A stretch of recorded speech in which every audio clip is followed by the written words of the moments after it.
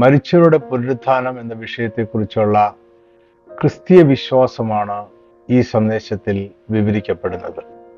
ഇതൊരു വിശദമായ പഠനം ആവശ്യമുള്ള വിഷയമാണ് എന്നതിനാൽ ഇത് 2 ഭാഗങ്ങളായാണ് പ്രസിദ്ധീകരിച്ചിരിക്കുന്നത്. നിങ്ങൾ ഇപ്പോൾ കേൾക്കുന്നത് ഇതിന്റെ 2ാമത്തെയും അവസാനത്തെയും ഭാഗമാണ്. 1ാമത്തെ ഭാഗം നമ്മുടെ വീഡിയോ ചാനലിൽ പ്രസിദ്ധീകരിച്ചിട്ടുണ്ട്. കേൾക്കുവാൻ താല്പര്യമുള്ളവർ naphtalitribe.com എന്ന യൂട്യൂബ് ചാനൽ സന്ദർശിക്കുക. ഈ പഠനത്തിന്റെ 1-2 ഭാഗങ്ങൾ ഒരുമിച്ച് ഇ ബുക്കായി സൗജന്യമായി ലഭ്യമാണ്. താല്പര്യമുള്ളവർ വാട്സാപ്പിൽ ആവശ്യപ്പെടുക. Phone number 9961330751. ഇനി നമുക്ക് ഈ പഠനത്തിന്റെ 2ാമത്തെയും അവസാനത്തെയും ഭാഗത്തിലേക്ക് പോകാം. ക്രിസ്തുവിൽ മരിച്ച വിശുദ്ധന്മാർ ഉയർത്തെഴുന്നേൽക്കുന്നത് ഒരു ശരീരത്തോടെയാണോ? ആണെന്നുണ്ടെങ്കിൽ അവർക്ക് എങ്ങനെയുള്ള ശരീരമായിരിക്കും ലഭിക്കുന്നത്? ഈ ചോദ്യത്തിനുള്ള ഉത്തരം ഇതാണ്. പുനരുത്ഥാനം പ്രാപിച്ച യേശുക്രിസ്തുവിന്റെ ശരീരത്തിന് സമാനമായ ഒരു ശരീരത്തോടെ ആയിരിക്കും ക്രിസ്തുവിൽ മരിക്കുന്ന വിശുദ്ധന്മാരും ഉയർത്തെഴുന്നേൽക്കുന്നത്. ഈ വിശ്വാസം അപ്പോസ്തലനായ പൗലോസ് പഠിപ്പിച്ചിട്ടുണ്ട്. നിത്യജീവനിലേക്ക് പുനരുദ്ധരിക്കപ്പെടുന്ന ആത്മാക്കൾക്ക് ആത്മീയമായ ശരീരം ലഭിക്കുമെന്നാണ് പൗലോസ് ലേഖനങ്ങളിൽ എഴുതിയത്. ഈ ശരീരത്തിന് പിന്നീട് നാശം ഉണ്ടാകുകയില്ല. ഇതാണ് പുനരുത്ഥാനത്തിന്റെ ശ്രദ്ധേയമായ സവിശേഷത. 1 കൊരിന്ത്യർ 15-ാം അധ്യായം പുനരുത്ഥാനത്തെ കുറിച്ചുള്ള വിശദമായ ഒരു ചർച്ചയാണ്. കൊരിന്തിലെ സഭയിലെ ചിലർ മരിച്ചുപോയ വിശുദ്ധന്മാരുടെ ശരീരത്തോടെയുള്ള പുനരുത്ഥാനം ഇല്ല എന്ന് അഭിപ്രായപ്പെട്ടിരുന്നു. അവർ മരിച്ചവരുടെ ഉയർപ്പിനെയല്ല സംശയിച്ചത്, മരിച്ചവർ ശരീരത്തോടുകൂടെ ഉയർക്കുമോ എന്നതിലാണ് തർക്കിച്ചത്. യേശുക്രിസ്തുവിന്റെ ശരീരത്തോടുകൂടെയുള്ള ഉയർപ്പിൽ അവർ വിശ്വസിച്ചിരുന്നു. എന്നാൽ മരിച്ചുപോയ വിശ്വാസികളുടെ ശരീരത്തോടു കൂടിയ പുനരുത്ഥാനത്തെ സംശയിക്കുകയും ചെയ്തു. ഈ വൈരുദ്ധ്യമാണ് പൗലോസ് ഈ അധ്യായത്തിന്റെ ആദ്യ ഭാഗത്തെ ചൂണ്ടിക്കാണിക്കുന്നത്. മരിച്ചവരുടെ ശരീരത്തോടു കൂടെയുള്ള പുനരുത്ഥാനത്തിൽ വിശ്വസിക്കുന്നില്ല എങ്കിൽ ക്രിസ്തീയ വിശ്വാസം അർത്ഥശൂന്യവും പ്രത്യാശയില്ലാത്തതുമായി തീരും. 1 കൊരിന്ത്യർ 15-35 വാക്യമാണ് പുനരുത്ഥാനത്തെ കുറിച്ചുള്ള അവരുടെ പ്രധാനപ്പെട്ട ചോദ്യം. 1 കൊരിന്ത്യർ 15-35. ഒരുപക്ഷെ ഒരുവൻ മരിച്ചവർ എങ്ങനെ ഉയർക്കുന്നുവെന്നും ഏത് വിധം ശരീരത്തോടെ വരുന്നുവെന്നും ചോദിക്കും. ശരീരത്തിന്റെ ഉയർപ്പാണ് ഇവിടെ മുഖ്യ തർക്ക വിഷയം. ഈ വിഷയം പൗലോസ് 35 മുതൽ 49 വരെയുള്ള വാക്യങ്ങളിൽ ചർച്ച ചെയ്യുന്നു. ഈ വാക്യത്തിൽ ശരീരം എന്നതിന് പൗലോസ് ഉപയോഗിച്ച ഗ്രീക്ക് വാക്ക് സോമ എന്നാണ്. ഈ വാക്ക് മനുഷ്യരുടെയോ മൃഗങ്ങളുടെയോ ശരീരത്തെ കുറിച്ച് പറയുവാനാണ് ഉപയോഗിക്കുന്നത്. അതായത് മനുഷ്യ ശരീരത്തിന്റെ ഉയർപ്പിനെ കുറിച്ചാണ് പൗലോസ് ഇവിടെ പറയുന്നത്. അവരുടെ ചോദ്യത്തിന് പൗലോസ് മറുപടി പറയുന്നത് ഒരു ഉദാഹരണത്തിലൂടെയാണ്. 1 കൊരിന്ത്യർ 15-36 മുതൽ 38 വരെയുള്ള വാക്യങ്ങൾ. മൂഢ, നീ വിതയ്ക്കുന്നത് ചത്തില്ല എങ്കിൽ ജീവിക്കുന്നില്ല. നീ വിതയ്ക്കുന്നതോ ഉണ്ടാകുവാനുള്ള ശരീരമല്ല, കോതമ്പിന്റെയോ മറ്റോ വല്ലതിന്റെയോ വെറും മണി എത്രയും വിതയ്ക്കുന്നത്. ദൈവമോ തന്റെ ഇഷ്ടം പോലെ അതിന്റെ ശരീരവും ഓരോ വിത്തിന് അതതിന്റെ ശരീരവും കൊടുക്കുന്നു. ഇതിനുശേഷം മനുഷ്യരുടെയും കന്നുകാലികളുടെയും പക്ഷികളുടെയും മത്സ്യങ്ങളുടെയും മാംസങ്ങൾക്ക് തമ്മിൽ വ്യത്യാസമുണ്ട് എന്ന് പൗലോസ് വാദിക്കുന്നു. അതുപോലെ സ്വർഗീയ ശരീരങ്ങളും ഭൗമ ശരീരങ്ങളും ഉണ്ട്. സ്വർഗീയ ശരീരങ്ങളുടെ തേജസ് വേറെ, ഭൗമ ശരീരങ്ങളുടെ തേജസ് വേറെ. പൗലോസ് തന്റെ വാദം ഇങ്ങനെ ഉപസംഹരിക്കുന്നു. 1 കൊരിന്ത്യർ 15-42 മുതൽ 44 വരെയുള്ള വാക്യങ്ങൾ. മരിച്ചവരുടെ പുനരുത്ഥാനവും അവണ്ണം തന്നെ. ദ്രവത്വത്തിൽ വിതയ്ക്കപ്പെടുന്നു, അദ്രവത്വത്തിൽ ഉയർക്കുന്നു. അപമാനത്തിൽ വിതയ്ക്കപ്പെടുന്നു, തേജസ്സിൽ ഉയർക്കുന്നു. ബലഹീനതയിൽ വിതയ്ക്കപ്പെടുന്നു, ശക്തിയിൽ ഉയർക്കുന്നു. പ്രാകൃത ശരീരം വിതയ്ക്കപ്പെടുന്നു, ആത്മീയ ശരീരം ഉയർക്കുന്നു. പ്രാകൃത ശരീരമുണ്ടെങ്കിൽ ആത്മീയ ശരീരവും ഉണ്ട്.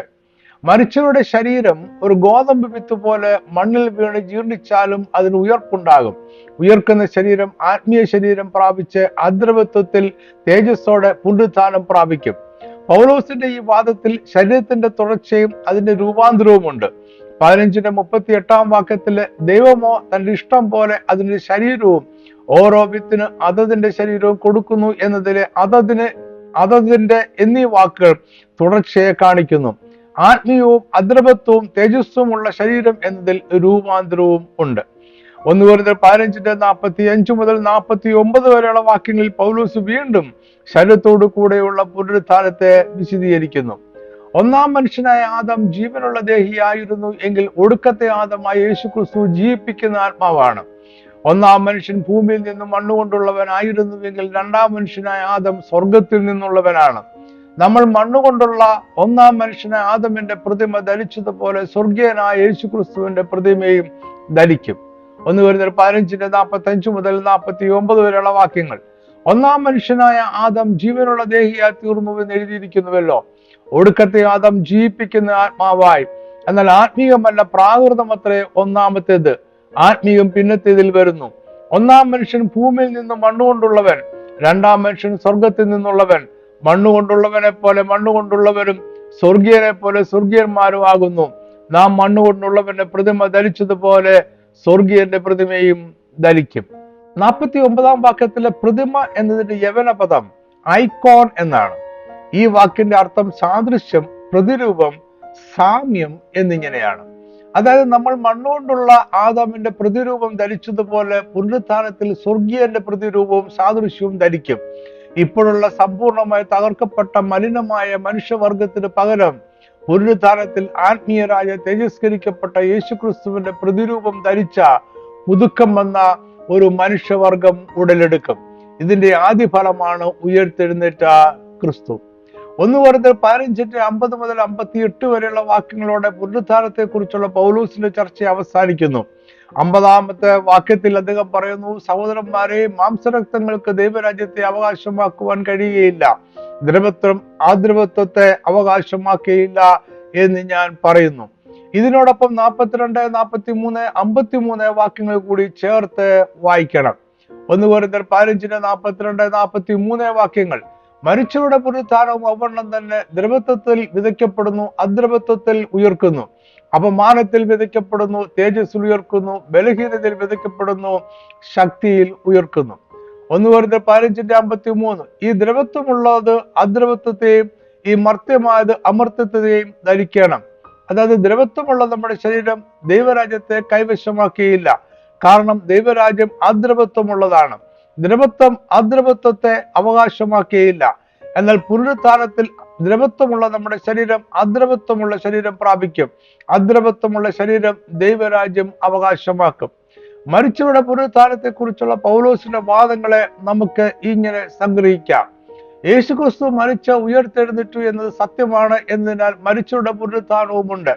മരിച്ചവർ ശരീരത്തോടെ ഉയർക്കും. അത് മറ്റൊരുവന്റെ ശരീരമല്ല, അതതിന്റെ ശരീരമായിരിക്കും. എന്നാൽ അത് രൂപാന്തരം പ്രാപിച്ച ആത്മീയ ശരീരമായിരിക്കും. ഇത് സംഭവിക്കുമ്പോൾ വിശുദ്ധന്മാരുടെ ദ്രവത്വമുള്ള ശരീരം അദ്രവത്വം പ്രാപിക്കും. അതോടെ അവസാനത്തെ ശത്രുവായ മരണം നീങ്ങിപ്പോകും. 1 Corinthians 15:26. ഒടുക്കത്തെ ശത്രുവായിട്ട് മരണം നീങ്ങിപ്പോകും. പൗലോസിന്റെ വാക്കുകൾ യെശയ്യാവിന്റെ പ്രവചനത്തിന്റെ പ്രതിധ്വനിയാണ്. യെശയ്യാവ് 25:8. അവൻ മരണത്തെ സദാകാലത്തേക്കും നീക്കിക്കളയും. യഹോവയായ കർത്താവ് സകല മുഖങ്ങളിൽ നിന്ന് കണ്ണുനീർ തുടയ്ക്കുകയും തന്റെ ജനത്തിന്റെ നിന്ന സകല ഭൂമിയിൽ നിന്ന് നീക്കിക്കളയുകയും ചെയ്യും. യഹോവയല്ലോ അരുളി ചെയ്തിരിക്കുന്നത്.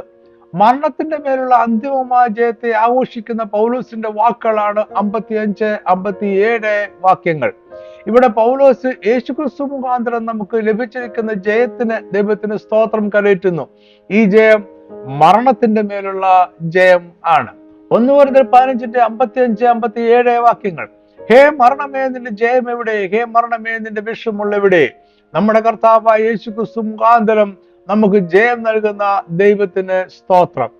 വേദപണ്ഡിതന്മാരിൽ ചിലർ മരിച്ച സകലരുടെയും പുനരുത്ഥാനം ഒരിക്കലായി സംഭവിക്കുമെന്ന് വിശ്വസിക്കുന്നു. അതായത് മരിച്ച എല്ലാ മനുഷ്യരും ഒരിക്കൽ ഒരു സമയത്ത് ഒരുമിച്ച് ഉയർക്കുമെന്ന് അവർ വാദിക്കുന്നു. മറ്റു ചിലർ കർത്താവിന്റെ ക്രൂശുമരണത്തോടെ ആരംഭിച്ച ഒന്നിലധികം ഉയർപ്പിന്റെ ഒരു പരമ്പരയിൽ വിശ്വസിക്കുന്നു. ഇതിൽ യേശുക്രിസ്തു മരിച്ചപ്പോൾ കല്ലറകൾ തുറന്നു, ചിലർ ഉയർത്തെഴുന്നേറ്റതും യേശുവിന്റെ ഉയർപ്പും വിശുദ്ധന്മാരുടെ ഉയർപ്പും എതിർ ക്രിസ്തുവിന്റെ കാലത്ത് രക്തസാക്ഷികളായവരുടെ ഉയർപ്പും രക്ഷിക്കപ്പെടാതെ മരിച്ചവരുടെ ഉയർപ്പും ഉൾപ്പെടും. എന്നാൽ മരിച്ചവരുടെ പുനരുത്ഥാനം 2 ഘട്ടങ്ങളിലായി സംഭവിക്കുമെന്ന് മനസ്സിലാക്കുന്നതാണ് കൂടുതൽ നല്ലത്. മറ്റൊരു രീതിയിൽ പറഞ്ഞാൽ വേദപുസ്തകത്തിൽ പറയുന്ന മരിച്ചവരുടെ പുനരുത്ഥാനത്തെ 2 ഘട്ടങ്ങളിൽ സംഭവിക്കുന്നതായി തിരിക്കാവുന്നതാണ്. രക്ഷിക്കപ്പെട്ടു ക്രിസ്തുവിൽ മരിച്ചവരുടെ പുനരുത്ഥാനം ആദ്യം സംഭവിക്കും. അതിനുശേഷം രക്ഷിക്കപ്പെടാതെ മരിച്ചവരുടെ പുനരുത്ഥാനം ഉണ്ടാകും. ഈ 2 പുനരുത്ഥാനങ്ങൾക്കും ഇടയിൽ ക്രിസ്തുവിന്റെ 1000 ആണ്ട് വാഴ്ച ഉണ്ടാകും. അതിനാൽ 2 പുനരുത്ഥാനങ്ങൾക്കും മധ്യേ ഒരു ഇടവേള ഉണ്ടാകും. വെളിപ്പാട് 20:4 5 വാക്യങ്ങൾ. ഞാൻ ന്യായാസനങ്ങളെ കണ്ടു, അവയിൽ ഇരിക്കുന്നവർക്ക് ന്യായവിധിയുടെ അധികാരം കൊടുത്തു. യേശുവിന്റെ സാക്ഷ്യവും ദൈവവചനവും നിമിത്തം തല ഛേദിക്കപ്പെട്ടവരും മൃഗത്തെയോ അതിന്റെ പ്രതിമയോ നമസ്കരിക്കാതിരുന്നവരും നെറ്റിയിലും കൈമേലും അതിന്റെ മുദ്ര കൈക്കൊള്ളാതിരുന്നവരും ആയവരുടെ ആത്മാക്കളെയും ഞാൻ കണ്ടു. അവർ ജീവിച്ചു 1000 ആണ്ട് ക്രിസ്തുവിനോട് കൂടെ വാണു. മരിച്ചവരിൽ ശേഷമുള്ളവർ 1000 ആണ്ട് കഴിയുവോളം ജീവിച്ചില്ല. ഈ വാക്യത്തിൽ പറയുന്ന പ്രകാരം ഒന്നാമത്തെ പുനരുത്ഥാനത്തിൽ ഉയർക്കപ്പെടുന്നവർ 1000 ആണ്ട് ക്രിസ്തുവിനോട് കൂടെ വാഴും. മരിച്ചവരിൽ ശേഷമുള്ള പുനരുത്ഥാനം പ്രാപിക്കാത്തവർ 1000 ആണ്ട് കഴിയുവോളം ജീവിച്ചില്ല, അഥവാ ഉയർക്കപ്പെട്ടില്ല. പുനരുത്ഥാനം ന്യായവിധിയുമായി ബന്ധപ്പെട്ടിരിക്കുന്നതിനാൽ മരണശേഷമുള്ള ന്യായവിധിക്ക് മുമ്പ് സകല മനുഷ്യരും ഉയർത്തെഴുന്നേൽക്കും. മരിച്ചുപോയവരിൽ ചിലർ സ്വർഗീയമായ നിത്യജീവനായി ഉയർത്തെഴുന്നേൽക്കുമ്പോൾ മറ്റു ചിലർ നിത്യലജ്ജയ്ക്കായും ശിക്ഷാവിധിക്കായും ഉയർത്തെഴുന്നേൽക്കും. ദാനിയേൽ 12:2. നിലത്തിലെ പൊടിയിൽ നിദ്ര കൊള്ളുന്നവരിൽ പലരും ചിലർ നിത്യജീവനായും ചിലർ ലജ്ജയ്ക്കും നിത്യനിന്ദയ്ക്കുമായും ഉണരും. യോഹന്നാൻ 5:28-29. ഇതിങ്കിൽ ആശ്ചര്യപ്പെടരുത്. കല്ലറകളിൽ ഉള്ളവരെല്ലാവരും അവന്റെ ശബ്ദം കേട്ട് നന്മ ചെയ്തവർ ജീവനായും തിന്മ ചെയ്തവർ ന്യായവിധിക്കായും പുനരുത്ഥാനം ചെയ്യുവാനുള്ള നാഴിക വരുന്നു. 29 വാക്യത്തിൽ നന്മ ചെയ്തവർ ജീവനായും തിന്മ ചെയ്തവർ ന്യായവിധിക്കായും പുനരുത്ഥാനം ചെയ്യുവാനുള്ള നാഴിക വരുന്നു എന്നാണ് യേശു പറഞ്ഞത്. ഇവിടെ 2 പുനരുത്ഥാനത്തെ കുറിച്ചുള്ള സൂചനയുണ്ട്. നന്മ ചെയ്തവർ ജീവനായും പുനരുത്ഥാനം പ്രാപിക്കും, തിന്മ ചെയ്തവർ ന്യായവിധിക്കായും പുനരുത്ഥാനം പ്രാപിക്കും. യേശുക്രിസ്തുവിന്റെ ഉയർപ്പ് മരിച്ച എല്ലാവരും ഒരിക്കൽ യേശുക്രിസ്തുവിനാൽ ന്യായവിധിക്കപ്പെടും എന്നതിന്റെ ഉറപ്പാണ്. അപ്പോസ്തല പ്രവൃത്തികൾ 17:31. താൻ നിയമിച്ച പുരുഷൻ മുഖാന്തരം ലോകത്തെ നീതിയിൽ ന്യായം വിധിപ്പാൻ അവൻ ഒരു ദിവസത്തെ നിശ്ചയിച്ചു. അവനെ മരിച്ചവരിൽ നിന്ന് ഉയർത്തെഴുന്നേൽപ്പിച്ചതിനാൽ എല്ലാവർക്കും അതിന്റെ ഉറപ്പ് നൽകിയുമിരിക്കുന്നു. ന്യായം വിധിപ്പാൻ എന്ന് പറയുവാൻ ഈ വാക്യത്തിൽ ഉപയോഗിച്ചിരിക്കുന്ന ക്രീനോ എന്ന ഗ്രീക്ക് വാക്കിന്റെ അർത്ഥം ശിക്ഷിക്കുക, ശരിതെറ്റുകൾ വിധിക്കുക, വേർതിരിക്കുക എന്നിങ്ങനെയാണ്. അതിനാൽ ഇത് ശിക്ഷയ്ക്കായുള്ള ന്യായവിധിയാണ് എന്ന് കരുതാം. ഈ ന്യായവിധിക്കായി സകല മനുഷ്യരും ഉയർത്തെഴുന്നേൽക്കും. ഈ ഭൂമിയിൽ ജീവിച്ചിരുന്നപ്പോൾ വീണ്ടും ജനനം പ്രാപിക്കുകയും യേശുക്രിസ്തുവിനുള്ള വിശ്വാസം മൂലം രക്ഷ പ്രാപിക്കുകയും ചെയ്ത് മരിച്ചുപോയവർ പുനരുത്ഥാനം പ്രാപിക്കുന്നത് നിത്യജീവൻ പ്രാപിച്ച് ദൈവരാജ്യത്തിൽ യേശുക്രിസ്തുവിനോടൊപ്പം വസിക്കേണ്ടതിനായിട്ടാണ്. ഇവരുടെ ഉയർപ്പിനെ ഒന്നാമത്തെ പുനരുത്ഥാനം എന്നാണ് വേദപുസ്തകം വിളിക്കുന്നത്. ഇത് യേശുക്രിസ്തുവിന്റെ 2ാമത്തെ വരവിൽ സംഭവിക്കും. അപ്പോൾ യേശുക്രിസ്തുവിൽ വിശ്വസിച്ച് രക്ഷ പ്രാപിച്ചതിന് ശേഷം മരിച്ചവർ എല്ലാവരും ഉയർത്തെഴുന്നേൽക്കും. യോഹന്നാൻ 14:1-3 വരെയുള്ള വാക്യങ്ങൾ. നിങ്ങളുടെ ഹൃദയം കലങ്ങിപ്പോകരുത്. ദൈവത്തിൽ വിശ്വസിപ്പീൻ, എന്നിലും വിശ്വസിപ്പീൻ. എന്റെ പിതാവിന്റെ ഭവനത്തിൽ അനേകം വാസസ്ഥലങ്ങളുണ്ട്. ഇല്ലെങ്കിൽ ഞാൻ നിങ്ങളോട് പറയുമായിരുന്നു. ഞാൻ നിങ്ങൾക്ക് സ്ഥലം ഒരുക്കുവാൻ പോകുന്നു. ഞാൻ പോയി നിങ്ങൾക്ക് സ്ഥലം ഒരുക്കിയാൽ ഞാൻ ഇരിക്കുന്നിടത്ത് നിങ്ങളും ഇരിക്കേണ്ടതിന് പിന്നെയും വന്ന് നിങ്ങളെ എന്റെ അടുക്കൽ ചേർത്തുകൊള്ളും. എല്ലാ വിശ്വാസികളും കർത്താവിന്റെ വരവിന് മുമ്പാകെ മരിക്കയില്ല എന്നും അപ്പോൾ ജീവനോടെ ഇരിക്കുന്ന രക്ഷിക്കപ്പെട്ട ജനം രൂപാന്തരം പ്രാപിച്ച് കർത്താവിനോടുകൂടി എടുക്കപ്പെടുമെന്നും പൗലോസ് പറയുന്നു. 1 തെസ്സലോനിക്കർ 4:16-17 വാക്യങ്ങൾ. കർത്താവ് തൻ ഗംഭീരനാഥത്തോടും പ്രധാന ദൂതന്റെ ശബ്ദത്തോടും ദൈവത്തിന്റെ കാഹളത്തോടും കൂടെ സ്വർഗത്തിൽ നിന്ന് ഇറങ്ങി വരികയും ക്രിസ്തുവിൽ മരിച്ചവർ മുമ്പേ ഉയർത്തെഴുന്നേൽക്കുകയും ചെയ്യും. പിന്നെ ജീവനോടെ ശേഷിക്കുന്ന നാം അവരോട് ഒരുമിച്ച് ആകാശത്തിൽ കർത്താവിനെ എതിരേൽപ്പാൻ മേഘങ്ങളിൽ എടുക്കപ്പെടും. ഇങ്ങനെ നാം എപ്പോഴും കർത്താവിനോട് കൂടെ ഇരിക്കും. 1 കൊരിന്ത്യർ 15:52. നാം എല്ലാവരും നിദ്ര കൊള്ളുകയില്ല, എന്നാൽ അന്ത്യകാഹളനാദത്തിങ്കൽ പെട്ടെന്ന് കണ്ണിമയ്ക്കുന്നിടയിൽ നാം എല്ലാവരും രൂപാന്തരപ്പെടും. കാഹളം ധ്വനിക്കും, മരിച്ചവർ അക്ഷരായി ഉയർക്കുകയും നാം രൂപാന്തരപ്പെടുകയും ചെയ്യും. ഒന്നാമത്തെ പുനരുത്ഥാനത്തിൽ പഴയ നിയമ വിശുദ്ധന്മാരും പുതിയ നിയമ വിശ്വാസികളും എതിർ ക്രിസ്തുവിന്റെ വാഴ്ചക്കാലമായ മഹാഉപദ്രവകാലത്തെ രക്തസാക്ഷികളായവരും ഉയർത്തെഴുന്നേൽക്കും. അവർ ദൈവത്തിനും ക്രിസ്തുവിനും പുരോഹിതന്മാരായി ക്രിസ്തുവിനോടുകൂടെ 1000 ആണ്ട് വാഴും. വെളിപ്പാട് 20:6. ഇത് ഒന്നാമത്തെ പുനരുത്ഥാനം. ഒന്നാമത്തെ പുനരുത്ഥാനത്തിൽ പങ്കുള്ളവർ ഭാഗ്യവാനും വിശുദ്ധനുമാകുന്നു. അവരുടെ മേൽ 2ാം മരണത്തിന് അധികാരമില്ല. അവർ ദൈവത്തിനും ക്രിസ്തുവിനും പുരോഹിതന്മാരായി ക്രിസ്തുവിനോടുകൂടെ 1000 ആണ്ട് വാഴും. രക്തസാക്ഷികളുടെ ഉയർപ്പോടെ ഒന്നാമത്തെ പുനരുത്ഥാനം അവസാനിക്കുന്നു എന്ന് അനുമാനിക്കാം. എന്നാൽ ഇവിടെ ചില ചോദ്യങ്ങൾ അവശേഷിക്കുന്നുണ്ട്. യേശുക്രിസ്തുവിന്റെ 1000 ആണ്ട് വാഴ്ചയുടെ കാലത്ത് മനുഷ്യർ മരിക്കുമോ? ആ കാലയളവിൽ രക്ഷിക്കപ്പെടുവാൻ കഴിയുമോ? ഈ കാലത്ത് കുട്ടികൾ ജനിക്കുമോ? ജനിക്കുന്നവർക്ക് രക്ഷ പ്രാപിക്കുവാൻ കഴിഞ്ഞാൽ അവർക്ക് പുനരുത്ഥാനം ഉണ്ടാകുമോ എന്നീ കാര്യങ്ങൾ നേരിട്ട് വ്യക്തമായി പറയുന്ന വാക്യങ്ങൾ വേദപുസ്തകത്തിൽ ഇല്ല. എന്നാൽ നമുക്ക് ചില അനുമാനങ്ങൾ നടത്താം. ദ്രവത്വമുള്ള മനുഷ്യ ശരീരത്തിന് അദ്രവത്വമുള്ള സ്വർഗീയമായ നിത്യജീവിതം പ്രാപിക്കുവാൻ സാധ്യമല്ല. അതിനാൽ ഇപ്പോഴത്തെ ആകാശവും ഭൂമിയും ഒഴിഞ്ഞുപോയി പുതിയ ആകാശവും ഭൂമിയും സൃഷ്ടിക്കപ്പെടുന്നതിന് മുമ്പായി എപ്പോഴോ 1000 ആണ്ട് വാഴ്ചക്കാലത്ത് ജീവിച്ചിരുന്ന രക്ഷിക്കപ്പെട്ടവരുടെ രൂപാന്തരമോ പുനരുത്ഥാനമോ ഉണ്ടാകും. രക്ഷിക്കപ്പെടാതെ മരിച്ചുപോയവരുടെ ഉയർപ്പ് നിത്യശിക്ഷാവിധിക്കുള്ളതാണ്. ഇതിനെ രണ്ടാമത്തെ പുനരുത്ഥാനം എന്ന് വിളിക്കാം. ഇത് 1000 ആണ്ട് വാഴ്ചയ്ക്ക് ശേഷവും ഇപ്പോഴത്തെ ഭൂമിയും ആകാശവും നീങ്ങിപ്പോയതിനു ശേഷവും സംഭവിക്കുന്നു. ഇതിനെക്കുറിച്ചാണ് ദാനിയേൽ 12:2 ചിലർ ലജ്ജയ്ക്കും നിത്യനിന്ദയ്ക്കുമായി ഉണരും എന്ന് പറയുന്നത്. ദാനിയേൽ 12:2 നിലത്തെ പൊടിയിൽ നിദ്ര കൊള്ളുന്നവരിൽ പലരും ചിലർ നിത്യജീവനായും ചിലർ ലജ്ജയ്ക്കും നിത്യനിന്ദയ്ക്കുമായും ഉണരും. യോഹന്നാൻ 5:28-29 വാക്യങ്ങളിൽ തിന്മ ചെയ്തവർ ന്യായവിധിക്കായും പുനരുത്ഥാനം ചെയ്യുവാനുള്ള നാഴിക വരുന്നു എന്ന് യേശുക്രിസ്തു പറഞ്ഞത് രണ്ടാമത്തെ പുനരുത്ഥാനത്തെ കുറിച്ചും അതിനുശേഷമുള്ള ന്യായവിധിയെ കുറിച്ചുമാണ്. യോഹന്നാൻ 5:28-29 വാക്യങ്ങൾ. ഇതിങ്കൽ ആശ്ചര്യപ്പെടരുത്, കല്ലറകളിൽ ഉള്ളവർ എല്ലാവരും അവന്റെ ശബ്ദം കേട്ട് നന്മ ചെയ്തവർ ജീവനായും തിന്മ ചെയ്തവർ ന്യായവിധിക്കായും പുനരുത്ഥാനം ചെയ്യുവാനുള്ള നാഴിക വരുന്നു. യോഹന്നാൻ വെളിപ്പാടിൽ കാണുന്ന വെള്ളസിംഹാസനത്തിന് മുമ്പിലെ ന്യായവിധിയും അവിടെ നിൽക്കുന്ന ആ ബാലവൃദ്ധം മരിച്ച മനുഷ്യനും രണ്ടാമത്തെ പുനരുത്ഥാനത്തിൽ ഉയർത്തെഴുന്നേറ്റവർ ആണ്. വെളിപ്പാട് 20:11-12 വാക്യങ്ങൾ. ഞാൻ വലിയൊരു വെള്ളസിംഹാസനവും അതിലൊരുത്തൻ ഇരിക്കുന്നതും കണ്ടു. അവന്റെ സന്നിധിയിൽ നിന്ന് ഭൂമിയും ആകാശവും ഓടിപ്പോയി, അവയെ പിന്നെ കണ്ടില്ല. മരിച്ചവർ ആ ബാലവൃദ്ധം സിംഹാസനത്തിന് മുമ്പിൽ നിൽക്കുന്നതും കണ്ടു. പുസ്തകങ്ങൾ തുറന്നു. ജീവന്റെ പുസ്തകം എന്ന മറ്റൊരു പുസ്തകവും തുറന്നു. പുസ്തകങ്ങളിൽ എഴുതിയിരുന്നതിന് ഒത്തവണ്ണം മരിച്ചവർക്ക് അവരുടെ പ്രവൃത്തിക്കടുത്ത ന്യായവിധി ഉണ്ടായി. ഈ വാക്യത്തിൽ പറഞ്ഞിരിക്കുന്ന കാര്യങ്ങൾ ശ്രദ്ധയോടെ മനസ്സിലാക്കാം. ഇത് അന്ത്യന്യായവിധിയുടെ ചിത്രമാണ്. വെള്ളസിംഹാസനത്തിൽ ഒരുത്തൻ ന്യായവിധി നടത്തുവാനായി ഇരിക്കുന്നതാണ് യോഹന്നാൻ കാണുന്നത്. 12-ാം വാക്യത്തിൽ ന്യായവിധി എന്ന് പറയുവാൻ ഉപയോഗിച്ചിരിക്കുന്ന യവനപദം ക്രീനോ എന്നതാണ്. ഈ വാക്കിന്റെ അർത്ഥം ശിക്ഷിക്കുക, ശരിതെറ്റുകൾ വിധിക്കുക, വേർതിരിക്കുക എന്നിങ്ങനെയാണ്. അതായത് ഇത് ന്യായവിധി നടത്തി അന്തിമ ശിക്ഷ വിധിച്ച് ശിക്ഷ നടപ്പിലാക്കുന്നതിനായി ശിക്ഷിക്കപ്പെട്ടവരെ വേർതിരിക്കുന്ന അവസരം ആണ്. 11-ാം വാക്യത്തിൽ അവന്റെ സന്നിധിയിൽ നിന്ന് ഭൂമിയും ആകാശം ഓടിപ്പോയി, അവയെ പിന്നെ കണ്ടില്ല എന്നതിൽ നിന്നും ഈ സംഭവം നടക്കുന്നത് 1000 ആണ്ട് വാഴ്ചയ്ക്ക് ശേഷമാണ് എന്ന് ഗ്രഹിക്കാം. എന്നാൽ പുതിയ യെരൂശലേം എന്ന ദൈവത്തിന്റെ പട്ടണം സ്ഥാപിക്കപ്പെട്ടതും ഇല്ല.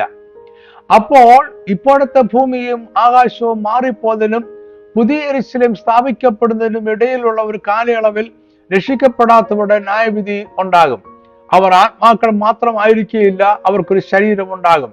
അവർക്ക് ശരീരമുള്ളതിനാൽ വേദനയും കഷ്ടതയും നിരാശയും അവർക്ക് അനുഭവിക്കുവാൻ കഴിയും. യേശുക്രിസ്തു ഇതിനെ സ്ഥിരീകരിക്കുന്നുണ്ട്. മർക്കോസ് 9:43-47 വരെയുള്ള വാക്യങ്ങൾ. നിന്റെ കൈ നിനക്ക് ഇടർച്ച വരുത്തിയാൽ അതിനെ വെട്ടിക്കളക.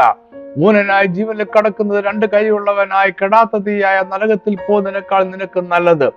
നിന്റെ കാൽ നിനക്ക് ഇടർച്ച വരുത്തിയാൽ അതിനെ വെട്ടിക്കളക. മുടന്തനായി ജീവനിൽ കടക്കുന്നത് 2 കാലുള്ളവൻ ആയി കെടാത്ത തീയായ നരകത്തിൽ വീടുന്നതിനേക്കാൾ നിനക്ക് നല്ലത്. നിന്റെ കണ്ണ് നിനക്ക് ഇടർച്ച വരുത്തിയാൽ അതിനെ ചൂഴ്ന്നു കളക. ഒറ്റക്കണ്ണനായി ദൈവരാജ്യത്തിൽ കടക്കുന്നത് 2 കണ്ണുള്ളവനായി അഗ്നിനരകത്തിൽ വീഴുന്നതിനേക്കാൾ നിനക്ക് നല്ലത്. രക്ഷിക്കപ്പെടാത്തവർക്ക് ഇപ്രകാരം ഒരു ന്യായവിധി ക്രമീകരിക്കുന്നതിന്റെ ഉദ്ദേശം പുസ്തകങ്ങളിൽ എഴുതിയിരുന്നതിന് ഒത്തവണ്ണം മനുഷ്യർക്ക് അവരുടെ പ്രവൃത്തികൾക്കടുത്ത ന്യായവിധി ഉണ്ടാകുവാൻ വേണ്ടിയാണ്. ന്യായവിധിക്ക് ശേഷം അവരെ തീപ്പൊയ്യയിൽ തള്ളിയിടും. ഈ തീപ്പൊയ്യ രണ്ടാമത്തെ മരണം ആണ്. വെളിപ്പാട് 20:15 മരണത്തെയും പാതാളത്തെയും തീപ്പൊയ്യയിൽ തള്ളിയിട്ടു. ഈ തീപ്പൊയ്യ രണ്ടാമത്തെ മരണം. ജീവപുസ്തകത്തിൽ പേരെഴുതി കാണാത്ത ഏവനെയും തീപ്പൊയ്യയിൽ തള്ളിയിടും. വെള്ളസിംഹാസനത്തിനു മുന്നിലെ ന്യായവിധിയിൽ രക്ഷിക്കപ്പെട്ട് ക്രിസ്തുവിൽ മരിച്ചവരെ കാണുന്നില്ല. ജീവന്റെ പുസ്തകം തുറക്കുമ്പോൾ അതിൽ പേരെഴുതി കാണുന്ന ഒരുവൻ പോലും വെള്ളസിംഹാസനത്തിന് മുമ്പിൽ നിൽക്കുന്ന ആ ബാലവൃദ്ധം ജനങ്ങളുടെ ഇടയിൽ ഉള്ളതായി പറയുന്നില്ല. എന്നാൽ ഒന്നാമത്തെ പുനരുത്ഥാനത്തിൽ പങ്കുള്ളവൻ ഭാഗ്യവാനും വിശുദ്ധനുമാകുന്നു. അവരുടെ മേൽ രണ്ടാം മരണത്തിന് അധികാരമില്ല എന്ന് നമ്മൾ വായിക്കുന്നുമുണ്ട്. വെളിപ്പാട് 20:6 ഇത് ഒന്നാമത്തെ പുനരുത്ഥാനം. ഒന്നാമത്തെ പുനരുത്ഥാനത്തിൽ പങ്കുള്ളവൻ ഭാഗ്യവാനും വിശുദ്ധനുമാകുന്നു. അവരുടെ മേൽ രണ്ടാം മരണത്തിന് അധികാരമില്ല. അവർ ദൈവത്തിനും ക്രിസ്തുവിനും പുരോഹിതന്മാരായി ക്രിസ്തുവിനോടുകൂടെ 1000 ആണ്ട് വാഴും. അതിനാൽ വെള്ളസിംഹാസനത്തിന് മുന്നിലെ ആബാലവൃദ്ധ മനുഷ്യർ രണ്ടാമത്തെ പുനരുത്ഥാനത്തിൽ ഉയർത്തെഴുന്നേറ്റവർ മാത്രമാണ് എന്നും അവരെല്ലാവരും രക്ഷിക്കപ്പെടാതെ മരിച്ചവരാണ് എന്നും തീർച്ചയാക്കാം. ഇത് ശിക്ഷാവിധിയുടെ ന്യായവിധി ആണ്. മരിച്ചവരുടെ പുനരുത്ഥാനം ഉണ്ട് എന്ന് വേദപുസ്തകം പഴയ നിയമത്തിലും പുതിയ നിയമത്തിലും പഠിപ്പിക്കുന്നു. ഭാവിയിൽ ശരീരം ആത്മാവിനു കൂടെ പുനരേകീകരിക്കും. ശരീരവും ആത്മാവുമുള്ള സമ്പൂർണ്ണ മനുഷ്യൻ ഉയർത്തെഴുന്നേൽക്കും. ഈ പഠനത്തിൽ നിന്നും 5 കാര്യങ്ങൾ നമ്മൾ മനസ്സിലാക്കുന്നു. 1, മരിച്ചവരുടെ പുനരുത്ഥാനം ഉണ്ടാകും. 2, മരിച്ചുപോയ എല്ലാ മനുഷ്യരും ഉയർത്തെഴുന്നേൽക്കും. സാർവലൗകികമായ പുനരുത്ഥാനം ഉണ്ടാകും. 3, ചിലർ നിത്യജീവനായും ചിലർ നിത്യശിക്ഷാവിധിക്കായും ഉയർത്തെഴുന്നേൽക്കും. 4, പുനരുത്ഥാനം പ്രാപിക്കുന്നവർ ശരീരത്തോടെ ഉയർത്തെഴുന്നേൽക്കും. ഈ ശരീരത്തിന് വേദനയും സന്തോഷവും അനുഭവിക്കുവാൻ കഴിയും. 5, അന്ത്യ ന്യായവിധിക്ക് മുമ്പായി 2 ഘട്ടങ്ങളിലായി സകല മനുഷ്യരുടെയും പുനരുത്ഥാനം ഉണ്ടാകും. മരിച്ചവരുടെ പുനരുത്ഥാനം എന്ന വിഷയത്തെക്കുറിച്ചുള്ള പഠനത്തിന്റെ 2ാമത്തെയും അവസാനത്തെയും ഭാഗം ഇവിടെ അവസാനിക്കുന്നു. 1ാമത്തെ ഭാഗം നമ്മുടെ യൂട്യൂബ് ചാനലിൽ ലഭ്യമാണ്. naphtalitribe.tv.com എന്നതാണ് ചാനലിന്റെ മേൽവിലാസം. ഈ പഠനത്തിന്റെ 1, 2 ഭാഗങ്ങൾ ഒരുമിച്ചുള്ള ബുക്ക് സൗജന്യമായി ലഭ്യമാണ്. താല്പര്യമുള്ളവർ വാട്സാപ്പിൽ ആവശ്യപ്പെടുക. Phone number 9961330751. ദൈവം നിങ്ങളെ സമൃദ്ധമായി അനുഗ്രഹിക്കട്ടെ. ആമേൻ.